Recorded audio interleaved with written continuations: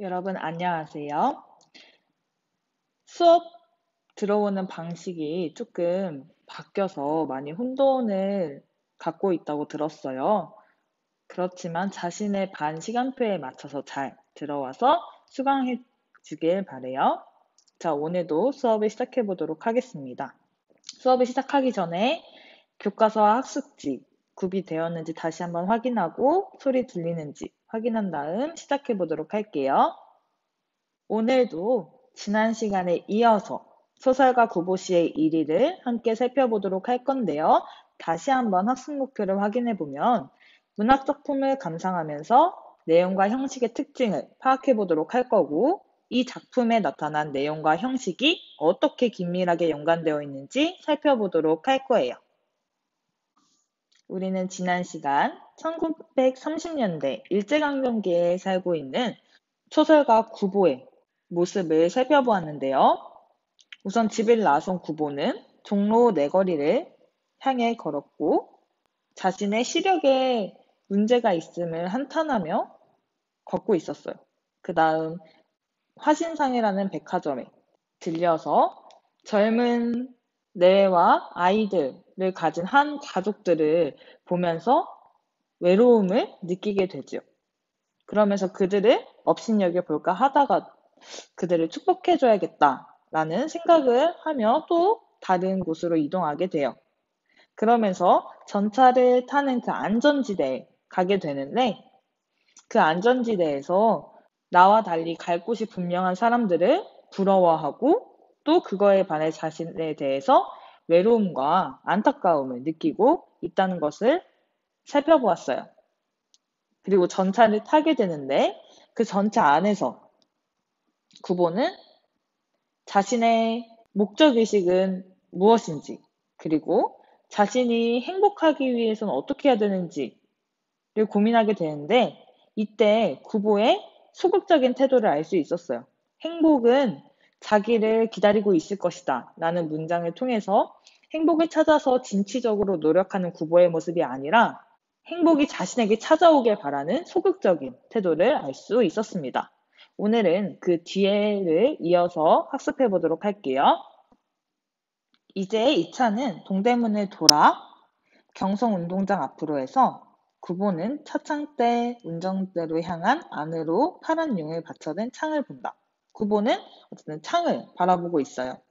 전차과에서는 그곳에 뉴스를 게시한다. 그 창을 통해서 뉴스가 나오나 봅니다. 그러나 사람들은 요사이 축구도 야구도 하지 않는 모양이었다. 장춘단으로 청량리로 혹은 성북동으로 계속 이동되는 모습을 알 수 있어요. 그러나 요사이 구보는 교회를 즐기지 않는다. 구보는 교회를 즐기지 않는데요. 왜냐하면 그곳에는 자연도 있었고 한적도 있었대요. 자연과 한적함, 고요하고 조용한 그런 분위기가 있었는데, 그리고 그곳에는 그것뿐만 아니라 고독조차 준비되어 있었기 때문에 교회를 즐기지 않는다고 해요. 구보는 고독을 두려워하기 때문이죠.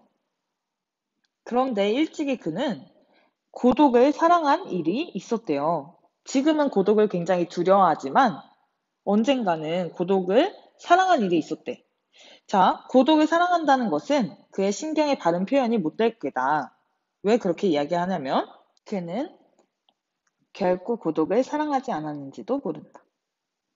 라고 이야기하면서 고독을 사랑했다고 이야기하고 있지만 사실은 그게 진짜 사랑한 것은 아니었을지도 모른다. 라는 표현으로 이야기하고 있어요. 아니 도리어 그는 그것을 그지없이 무서워하였는지도 모른다. 그러나 그는 고독과 힘을 겨루어 결코 그것을 이겨내지 못하였다. 그런 때 구보는 차라리 고독에게 몸을 떠맡겨 버리고 그리고 스스로 자기는 고독을 사랑하고 있는 것이라 꾸며왔었는지도 모를 일이다. 라고 이야기하면서 고독을 사랑했었던 지난 일을 되새겨보면서 그게 사실은 내가 진짜 고독을 사랑하고 즐겼던 것이 아니라 고독이 굉장히 무섭고 두려워했던 마음을 사랑이라는 말로 감추려고 했었던 건가 보다라며 자신의 생각을 정리해가고 있어요. 자, 그러면 여기까지가 우리 종묘로 향하는 그 전차 안에서 구보가 든 생각이겠죠. 구보는 어떤 생각을 했죠? 그렇죠. 이제 목적 없이 당황하고 있었고, 또 고독에 대해 생각해요. 고독을 사랑했던 기억을 떠올린다. 자, 여기서 우리는 이 소설의 문체상의 특징을 알 수 있어요. 어떤 특징을 알 수 있냐면, 선생님이 형광펜으로 먼저 체크를 해볼게요. 먼저, 구보는 차창대 운전대로 향한 본다. 이 부분에서 우리는 첫 번째 특징을 알 수 있습니다. 자, 이 한 문장에 쉼표가 몇 번 쓰였나요? 그렇죠. 쉼표가 3번이나 쓰였어요. 이런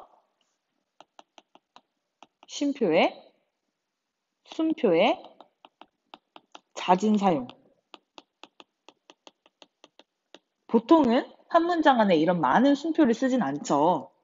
자, 이런 순표의 잦은 사용으로 우리는 문장을 어떻게 읽게 되나요? 그쵸. 끊어 읽게 됩니다. 그래서 이런 끊어 읽는 것을 통해서 우리는 리듬감을 있게 읽을 수 있고, 이 인물의 심리가 조금 단절되고 망설여져 있는 그런 심리를 섬세하게 드러낼 수 있어요. 효과도 한번 써볼게요.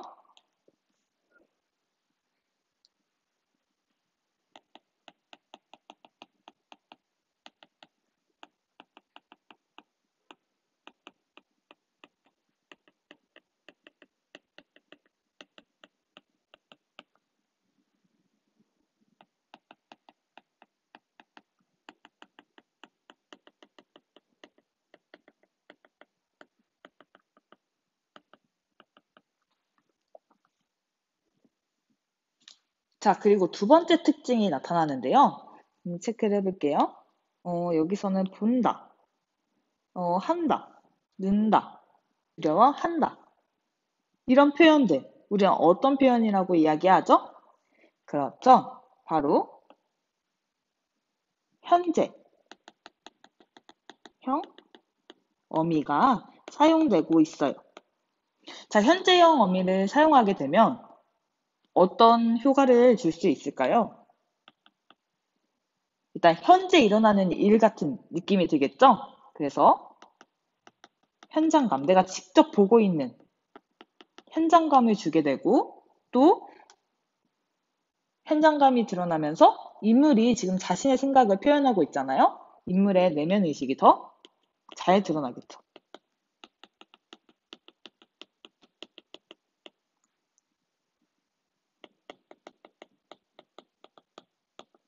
자, 이러한 문체상의 특징을 살펴보았습니다. 그러면 이어서 살펴보도록 해볼게요. 표 찍읍시오. 차장이 그의 앞으로 왔고 구보는 단장을 왼팔에 걸고 바지 주머니에 손을 넣었어요. 그러나 그가 그 속에서 5잎의 동전을 골라내었을 때 차는 어디 앞에 서죠? 맞아요. 바로 종묘 앞에 서고 차장은 제자리로 돌아갔다. 자, 종묘에 이제 도착을 했네요. 구보는 눈을 떨어뜨려 손바닥 위에 5잎의 동전을 본다. 자, 5잎의 동전을 본대요. 그것들은 공교롭게도 모두가 뒤집혀 있었다. 대정 12년, 11년, 11년, 8년, 12년, 대정 54년 하면서 이 동전이 만들어진 연수들을 살펴보고 있어요. 그리고 구보는 그 숫자에 대해 어떤 의미를 찾아내려고 하지만 그것은 부질없는 일이었다. 또 서로 그것이 무슨 의미를 가지고 있다 하더라도 그것은 적어도 행복은 아니었을 게다. 라고 이야기하면서 발행 연도를 각각 생각해 보면서 내가 대정 12전에 무슨 일이 있었지?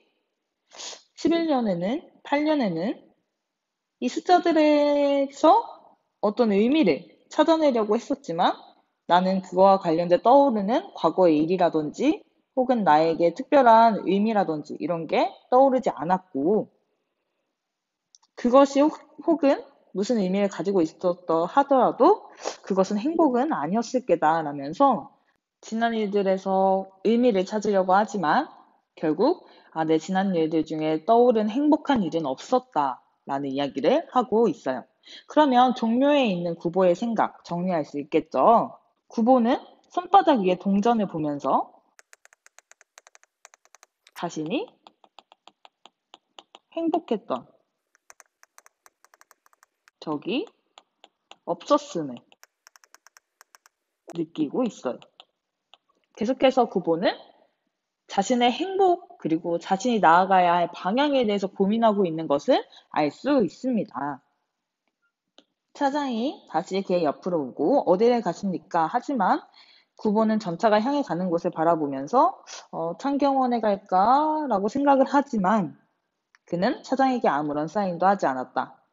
갈 곳을 갖지 않은 사람이 한번 차에 몸을 이탁하였을 때 그는 어디서든 섣불리 내릴 수 없다. 계속해서 구보의 목적의식이 상실된 모습을 알 수 있어요. 또한 방향성도 상실되었음을 알 수 있고 이러한 모습 통해서 한번 차에 몸을 이탁하였을 때 어디서든 섣불리 내릴 수 없다는 이런 모습을 통해서 굉장히 무기력한 힘이 없는 지식인의 모습을 살펴볼 수 있습니다. 차는 서고 또 움직였다. 구보는 창밖을 내다보면서 대학병원에라도 들릴 걸 그랬나 해보고 있어요.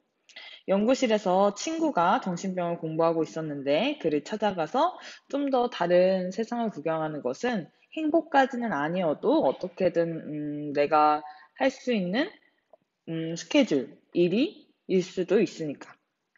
자, 구보가 머리를 돌렸을 때 그는 그곳에 여전히 계속해서 숨표가 많이 쓰이는 것을 알 수 있죠. 지금 막 차에 오른 듯 싶은 한 새로운 등장인물이 등장했어요. 여성을 보고 그리고 신기하게 놀랐다. 왜 놀랐을까요? 집에 돌아가 어머니에게 오늘 전차에서 그 색시를 만났죠 하면 구보는 그 여자를 아는 듯해요. 어머니는 응당 반색을 하고 그래서 라면서 물어볼 거다. 그가 만약 오직 그뿐이라고 하면 어머니는 실망할 테고 또 아들은 이제 주변 머리가 없고 생각이 좁아서 옹졸하다라고 이야기한다면 또 엄마 입장에서 제 아이를 변호할 것이다 라고 이야기를 하고 있어요. 자, 구보는 여자와 시선이 마주칠까 겁이 나서 얼토당토하는 것을 보면서 저 여자는 내가 여기 있는 것을 보았을까? 라고 생각을 하고 있어요. 자, 동대문으로 향하는 구보, 지금 전차 안에 있는데 이 구보는 어떤 생각을 하고 있죠? 그렇죠. 먼저 우연히 한 여자를 보게 되고 자기가 아는 그 여자를 만났던 기억을 떠올리고 그 여자가 혹시 나를 봤나 하는 그런 궁금함을 가지고 있어요. 정리해 볼게요. 여자는 하며 또 소제목같이 표현한 기법을 볼 수 있고 자, 혹은 그를 보았을지도 모른다 하며 혹은 이라고 이야기하면서 가정을 하고 있죠, 상황을. 전차 안에 승객은 결코 많지 않았고, 그리고 자리가 몇 군데 비어 있음에도 불구하고, 구석에 가 있는 사람이란 남의 눈에 띄기 쉽다. 라며, 그 여자가 날 봤겠지? 봤을 거야. 라는 가정을 하고 있어요. 여자는 응당 자기를 보았을 게다. 그러나, 여자는 능히 자기를 알아볼 수 있었을까? 라면서 의문을 가지고 있어요. 작년 여름에 단 한 번 만났을 뿐이므로 이 여자랑 두 번은 만난 적이 있었네요. 1년간 길에서 얼굴 대한 일이 없는 남자를 작년에 만났으니까 1년이라는 기간 동안 나를 잊어버렸을 수도 있으니까 그 여자는 쉽게 자기를 알아보지 못했을 수도 있다. 그러나 자기가 기억하고 있는 여자에게 자기의 기억이 없으리라고 생각하는 것은 누구에게 있어서든 외롭고 쓸쓸한 일이다. 구보는 여자와의 회견 당시, 그 여자와의 만남 그 그 자기의 대담한 그리고 뻔뻔스러운 태도와 화술이 이제 그 여자에게 적잖이 인상을 주었으리라고 생각을 하고, 그리고 여자는 때때로 자기를 생각해주고 있었다고 믿고 싶었다.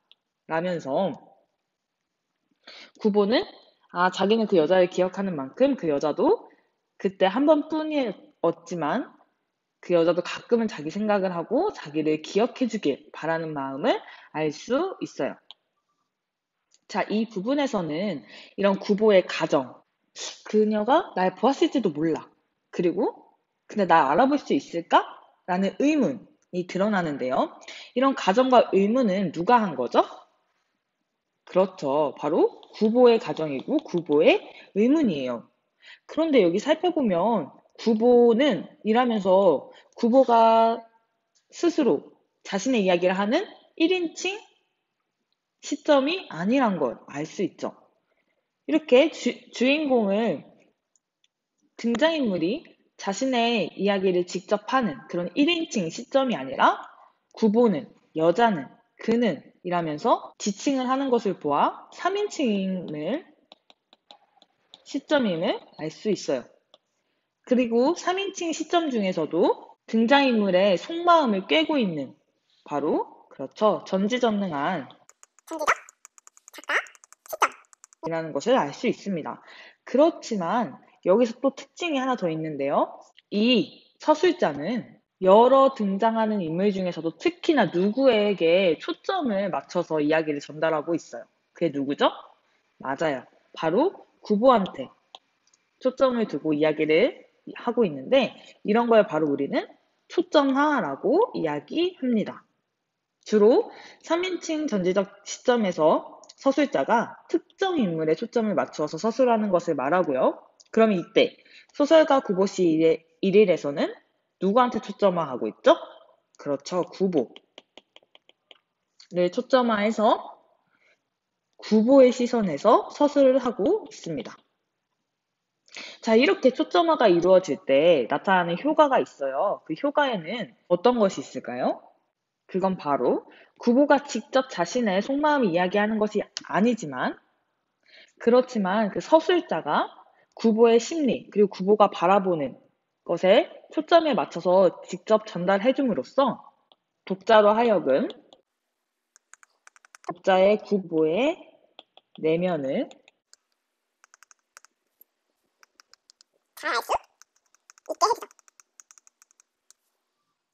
자, 넘어가서 그는 분명히 나를 보았고 그리고 나를 나라고 알았을 게다.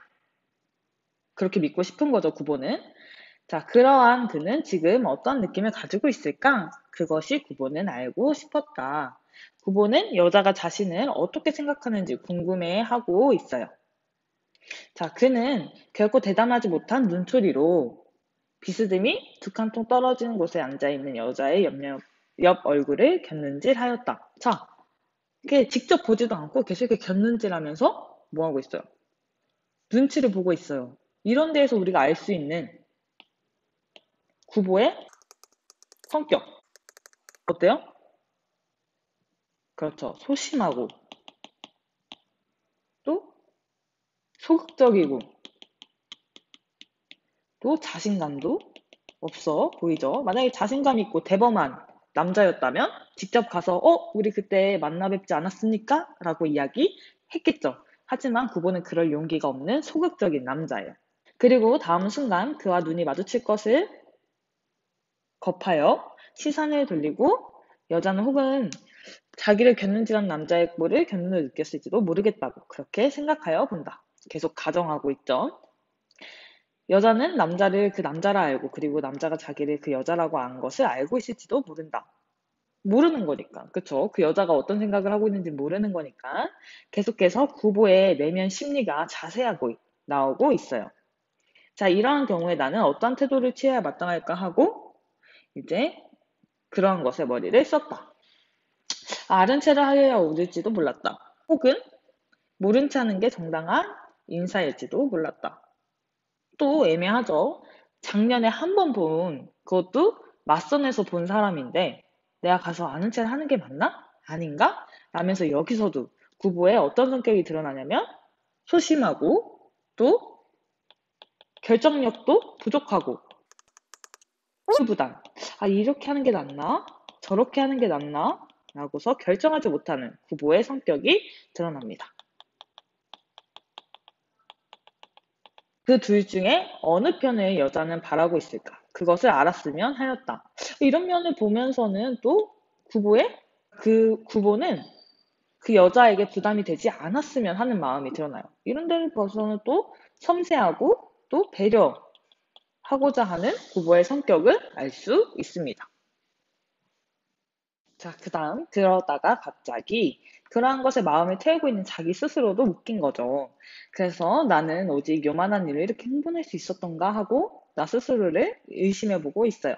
그러면서 구보는 마음속 극히 그를 생각하고 있었던 것지도 모르겠다라며 아, 내가 마음 한켠에 그 여자를 두고 있었나? 라고 생각을 해보고 있어요. 자, 그러나 그가 여자와 한 번 본 것 가지고 이래 1년간, 그 사이 1년간 그를 일찍이 한 번도 꿈에 본 일도 없었던 것을 생각해 보았을 때 내가 그토록 그 여자를 마음에 들고 좋아했다면 꿈에 한 번 나타났을 텐데. 근데 그게 아니었던 걸 생각해 보았을 때 자기는 역시 진정으로 그를 사랑하고 있는 것은 아닌지도 모르겠다고 그러한 생각이 들었대요. 만약 그렇다면 자기가 여자의 마음을 헤아려 보고 그리고 이리저리 공상을 달리고 하는 것은 이를테면 감정의 모독이었고 그리고 일종의 제약이었다라고 이야기를 하는데 이게 무슨 얘기냐? 그러니까 내가 그 여자에 대해서 감정이 확실하지도 않으면서 그 여자가 날 생각하고 있었을까? 그 여자가 날 봤을까? 가끔은 내 생각을 하고 있진 않을까? 라면서 이런 공상을 하는 거는 그 사람에 대한 모독이고 또 제약일 수도 있을 거다라는 생각을 하는 거네요. 자, 그러나 만일 여자가 자기를 진정으로 그리고 있다며 라고 하면서 그래도 마음 한켠에는 그 여자가 나를 마음에 들어 했으면 그런 바람이 드러나 있어요.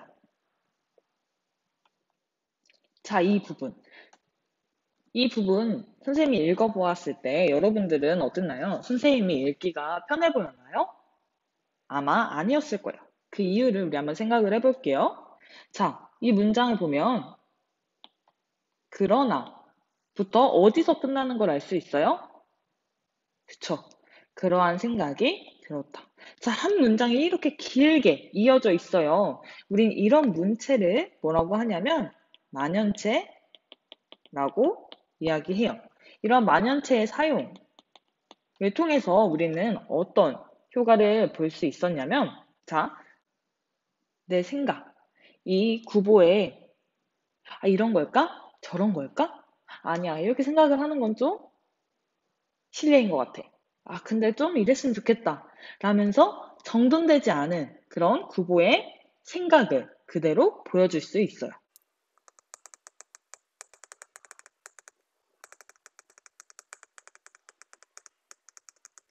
자, 그 다음.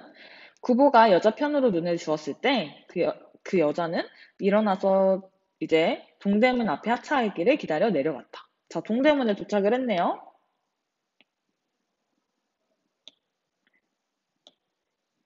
구보의 마음은 또 한 번 동요하며 창 너머로 이제 여자가 청량리행 전차를 기다리느라 내려서 그 안전지대로 가서 서는 것을 보았을 때, 그는 자기도 곧 내려서 가고 싶은 충동을 느꼈어요. 그러나 그 여자가 이제 청량리행 그 전차 속에서 또 자기를 발견하고 사실은 발견할지 안 할지는 몰라요. 그쵸? 그리고 자기가 일도 없건만 그 사람한테 볼 일도 없지만 그 여자와의 사이에 어떤 기회를 엿보기 위해서 그 차를 탄 것에 틀림없다는 눈치를 그 여자가 챘다면 자기가 너무 창피하고 또 그 여자는 그런 자기를 얼마나 천박하게 생각할까라는 생각이 드니까 더 망설이게 되는 거죠. 근데 그 사이 전차는 달려갔고 그들의 사이는 멀어졌어요. 이제 마침내 여자가 거의 안 보일 때 9번은 갑자기 아차 하고 뉘우친다. 자, 우리는 이 부분을 보면서 따라갈 걸. 같이 내려서 타고 갈 걸. 이라는 구보의 후회. 이런 부분에서도 우유부단함. 성격을 볼 수 있네요. 자, 그럼 이런 동대문에서 그 여자는 내리게 되고 구보는 어떤 생각을 하는지 정리를 해봅시다. 정차에서 내려서 멀어지는 여자네. 다 모여 적극적으로 가지 못한 자신의 우유부단함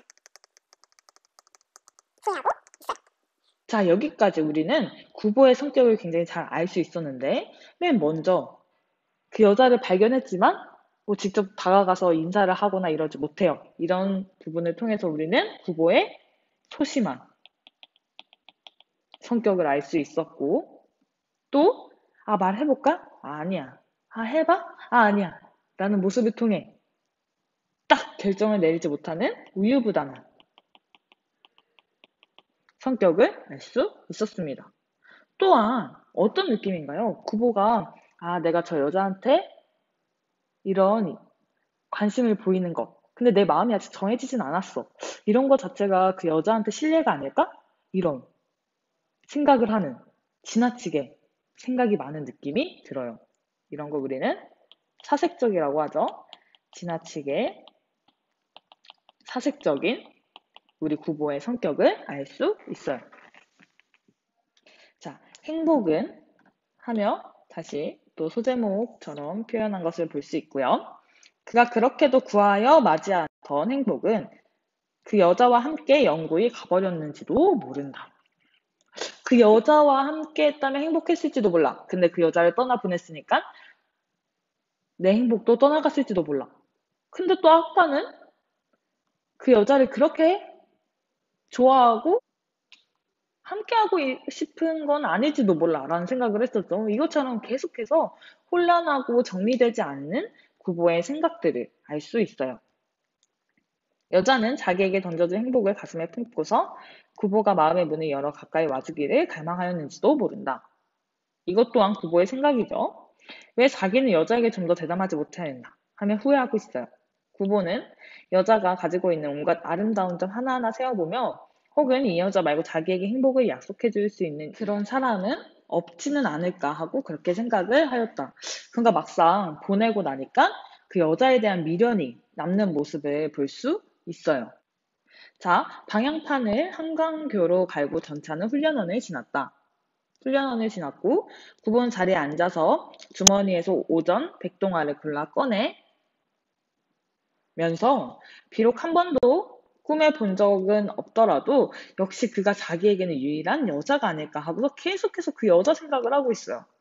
자기가 그를 그동안 대수롭지 않게 여겨왔던 것 같이 생각하는 것은 구보가 제 감정을 속인 것에 지나지 않을지도 모른다 라면서 그러니까 내가 그 사람을 그렇게까지 마음에 들진 않았던 것 같아 라고 하는 것조차 구보 스스로가 진짜 마음에 들었지만 또 자기를 방어하기 위해서 그렇게 생각한 건 아니었을까? 라고 또 생각을 하고 있네요. 그가 여자를 만나보고 돌아왔을 때 그는 집에서 아들을 곰곰이 기다리고 있던 어머니에게 그 여자면 정도의 뜻을 표현했었던 것에 틀림없었다. 그러니까 어느 정도 호감을 가졌던 것 같아요. 그러나 구보는 어머니가 색시집으로 솔직하게 구원을 할 것을 금하였다. 그런데 구보는 어머니가 그 집에 결혼하고 싶습니다 라고 얘기하는 것을 막았대요. 그것은 허영심만에서 나온 일은 아니다. 내가 더 나은데? 라는 이런 허영심에서 나온 건 아니고, 그 여자가 자기 생각을 안 하고 있는 경우에 이제 객적게 그 여자를 괴롭혀주고 싶지 않았던 까닭이다. 자, 이 부분을 통해서, 그러니까 그 여자는 그를 마음에 들어 하지 않았을 수도 있잖아요? 그런 상황에서 그 남자가 그 여자한테 구원을 하게 되면 그 여자는 어쨌든 거절을 하던 수락을 하던 기분이 좋지는 않았지 않을까라며 그 여자를 생각을 하는 그런 구보의 모습을 알 수 있어요. 이런 모습을 통해서 구보가 배려심이 있구나라는 걸 알 수 있지만 그렇지만 일단은 그 여자가 자신을 마음에 안 들어 하고 있을 경우를 상상하는 걸 보아서 구보는 자신감이 부족해 보이죠.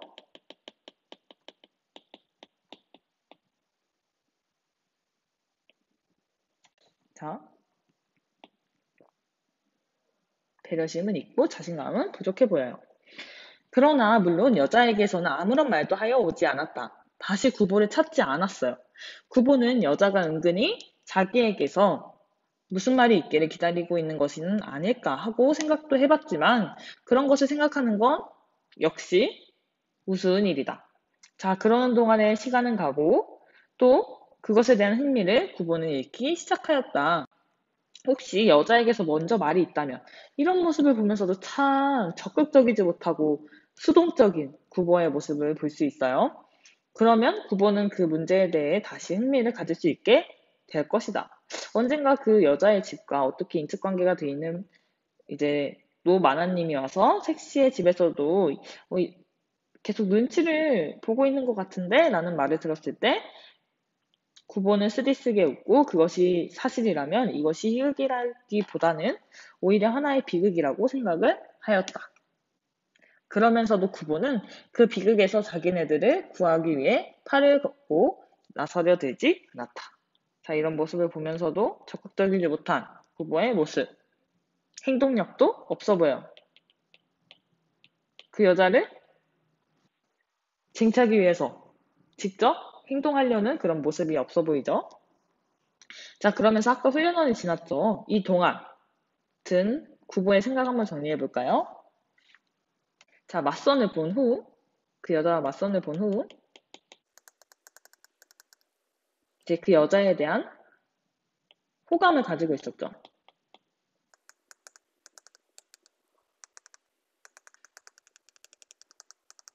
그렇지만 연락은 오지 않았고,